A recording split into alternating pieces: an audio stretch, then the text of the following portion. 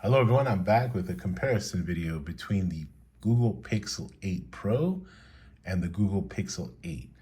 Now, holiday sales are coming up, so it's already been advertised here in the United States that the Google Pixel 8 Pro will go from $999 to $799 for the Black Friday sales, and the Google Pixel 8 will go from $699 to $549. So instead of a $300 difference in price, we're going to have a $250 difference in price.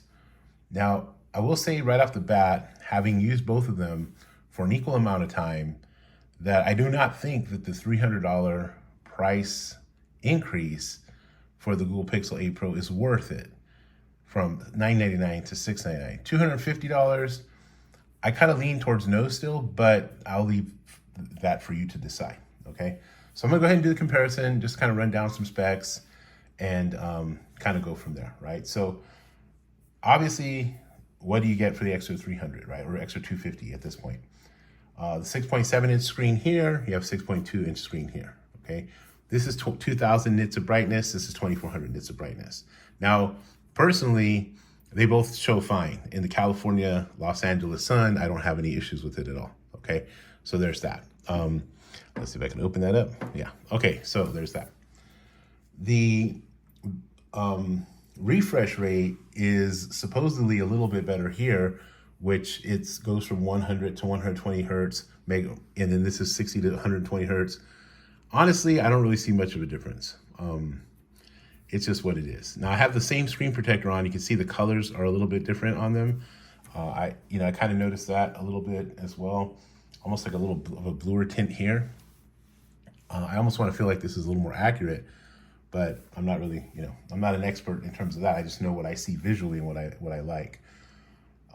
I think the refresh rate part of the story with this one is it's supposed to save on battery life, but the battery situation is actually a little bit interesting because I'm actually not having better battery life on the Pixel 8 Pro. I'm actually having better battery life on the Pixel 8, and I'm using them the same, right? I'm the same user. So, there's that. So you do get a little bit extra screen in terms of in terms of quality, clarity, refresh rate, brightness. You get more of that here. And if you just want a bigger phone, then obviously just get the bigger phone. There's that as well, of course. The other difference is you get 12 gigabytes of RAM with the 8 Pro, you get 8 gigabytes of RAM with the regular Pixel 8. Now, and they both have the same chip, the Tensor 3. So personally, I have not seen much of a difference in terms of performance. I don't think necessarily the RAM, at least from what I can tell, is making a huge difference. Maybe it's necessary to drive the higher quality display, the third camera, and what have you. But on day-to-day operation, day-to-day use, I don't really see a huge difference there. There's the aesthetic quality too, is if you get like the matte back finish, which I will say is much nicer than the glossy finish in my opinion, but they both look fine.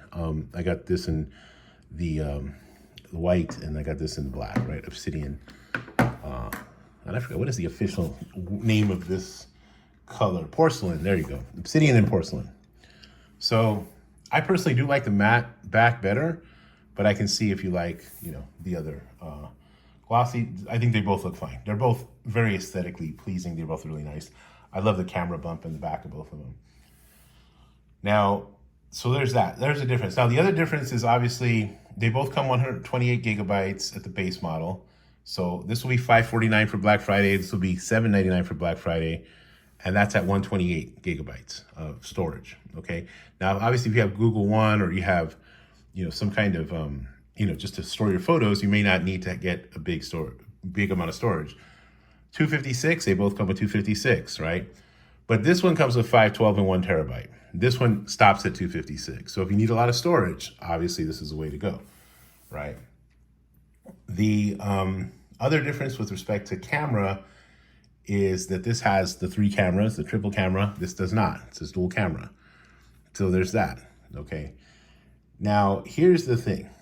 Personally, I don't see a huge amount of difference in terms of camera quality at the base level. So if you're just the type of person, right, that just wants to take some pictures of your kid, take some video, the video cameras are the same, so you're not really gonna have an upgrade there.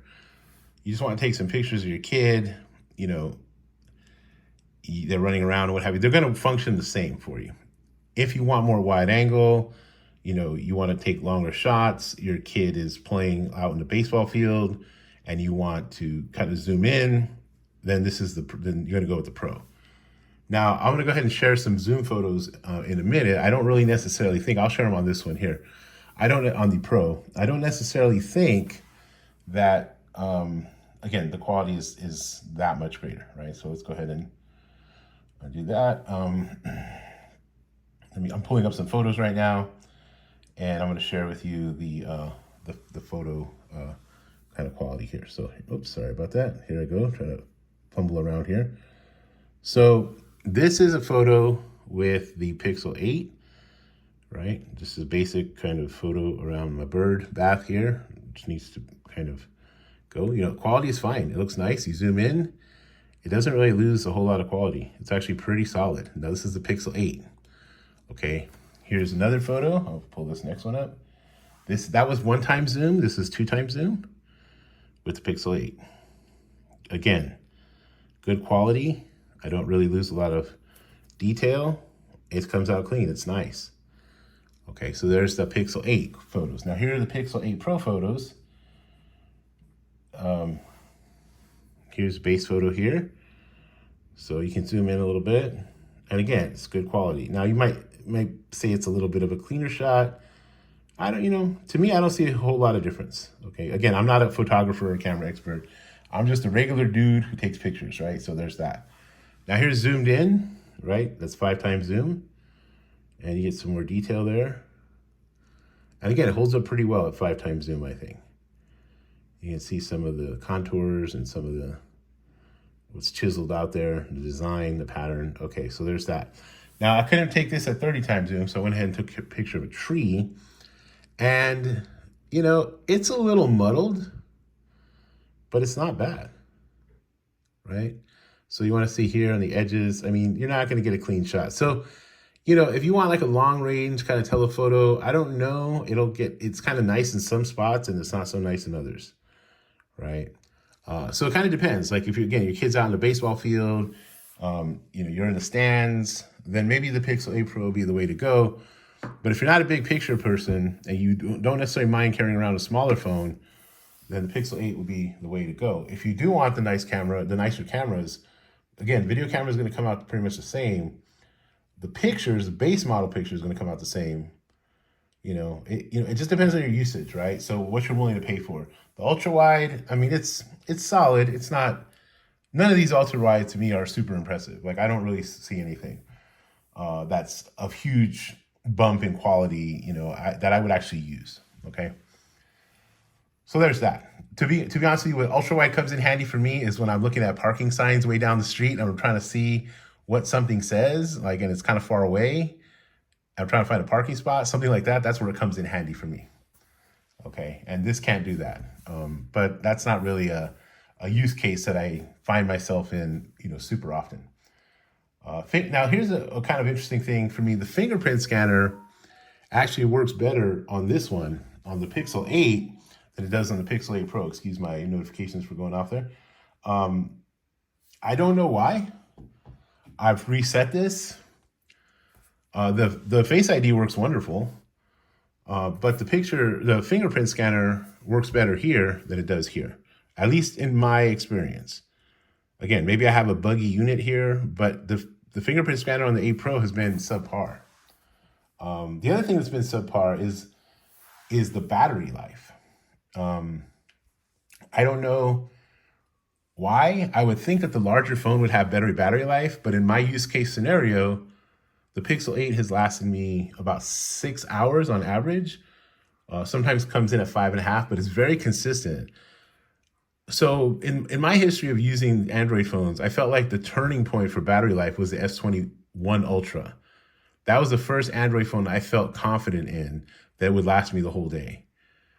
Most Android phones up to that point I felt were very inconsistent or poor, especially when you compare them with the iPhone in terms of battery life. Now, I know iPhones have been hit and miss, but generally speaking, especially as of late, their battery life is off the charts. 13 Pro Max was ridiculous. The 15 Pro Max is ridiculous when it comes to battery life. By the way, I'm filming this on the 15 Pro Max. So this battery here for the Pixel 8, I did not have high hopes for it because my my historical memory of the Pixel 8 or the smaller Pixel devices is that they don't have great battery life. Even though I generally prefer to use the smaller Pixel devices, I often use the larger ones because of the battery life situation. Okay, so just keep that in mind.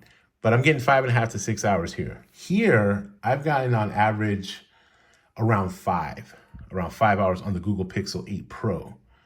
I don't know why. I even made a video where I had a short where I had 4 hours of battery life one day. I wasn't doing anything different. I did the whole thing with, setting up my usage. I used it as my main device. I've treated both of these the same, but I'm consistently getting better battery life on the Pixel 8. Again, maybe it's just an odd situation. Maybe it's an anomaly, but that's been my experience. And I could generally get through a moderate day with the Pixel 8 and honestly with the 8 Pro both. If it's a heavy usage day, I got to plug in somewhere, especially if I'm doing a lot of navigation. So again, I don't know if that's consistent with other reviewers or with your own experience if you have both of these phones, but that's been my experience. So I guess that's pretty much most of what I want to cover. I don't see a whole lot of difference in the phones. The software, it's pretty much the similar. The voice dictation, like the voice texting, the little camera features where you can change the faces and all that kind of stuff, like all of that is pretty much the same. So I don't necessarily recommend one over the other. It depends on your use case scenario. Now, for me, this is like a secondary device, so I probably would just go with the 8 because I like the cameras for the close-up shots. They work fine enough. I don't need the extra camera features here because I have an iPhone 15 Pro Max and I use that for video for the most part anyway. And the camera, I feel like the base camera is probably better on both of these devices than the iPhone, but generally speaking, they're all good cameras. So I don't really have an issue of needing a super camera with the extra ultra wide that I don't really find useful on like the day-to-day. So there's that. If it was my only phone, and I guess for me at the end of the day too, battery life is of utmost importance. So that's that. If it's my only phone, I say save the $250 or $300. When they came out and they were doing the special where you got the watch with the Pixel 8 Pro and the earbud, the buds, Pixel Buds Pro with the Pixel 8, then I think that given the trade-ins and everything, perhaps the Pixel 8 Pro was a good enough or better deal because you got the watch. And if you didn't have a watch, that Pixel Watch 2 is, in my opinion, probably the most improved device of any major manufacturer that's come out this year. And that might sound like a ridiculous statement, but it's not. The improvement on that watch is off the charts. So to get that and this together at pre-order, then I'm saying go in that direction. But now we're just dealing with phone, $300 more? No, the Pixel 8 Pro is not worth $300 more unless you really value the larger screen, the telephoto lens, maybe the aesthetics, I guess, the matte feeling. But I put a case anyway. It's just not worth it. $250, I still don't think it's worth it over the Pixel 8. Now, if we're talking $200 and you get better trade-ins with one or the other, then I can see maybe going for this one if it's your only device and you want a large screen phone and you want the best of the best that Google has to offer. Okay, fine. This is a better phone. It's just not $300 better or $250 better. Okay. And honestly, I do value battery life more, but I'm going to assume that that's just kind of an anomaly because I haven't heard anyone else say that the Pixel 8 Pro has better battery life than the Pixel 8. It's just been my experience. Again, I use them exactly the same. I guess the other thing, if you like gaming on your phone, don't get these phones. Just go get a Samsung phone or get an iPhone because gaming unless you're doing something really light, it stutters. I mean, even if my FIFA mobile game kind of stutters sometimes. So I wouldn't game on either of these phones. So if that's something, and I don't play many games, but I wouldn't get this for if you play games. That's not a priority for me, but I know some people enjoy it. You know, you want to pass some time, you're sitting on a train for an hour, you're sitting on the bus for an hour, you're trying to pass some time, you're playing some games. I mean, hey, I'm not, that's fine. If that's how you use your phone, go for it. I think Bored at Work has like, that's what he does. Part of his channel is like playing games on the phone. So I totally get that. But anyhow, so again, $549 on Black Friday, $799 on Black Friday. I think both of those prices are good prices for what you get, but I would still save the money unless you really want the bigger screen and you want that extra camera. Okay? Well, that's all for now. I hope you're well. I hope your family's well. And that's it. That's the comparison between the Pixel 8 Pro and the Pixel 8. And what Google has brought us this year. I think they did a good job overall. I really do think that I was very critical in my Pixel 6 Pro review, 2-year review. I didn't see much improvement at all with the Pixel 7 Pro, which is why I traded it for an S22 Ultra. And but I think this year it might be the year that Google turned the corner. And I've always been a fan of the Pixel phones. I've been a fan of the software. I was especially a fan of the Nexus phones. The Nexus 6 and 6P are two of my favorite phones of all time. So I'm glad to see that they're taking it more seriously now and they're really kind of doing the thing. So anyhow, all right. Well, take care of yourself. Again, I hope you're well. I hope your family's well. See you next one.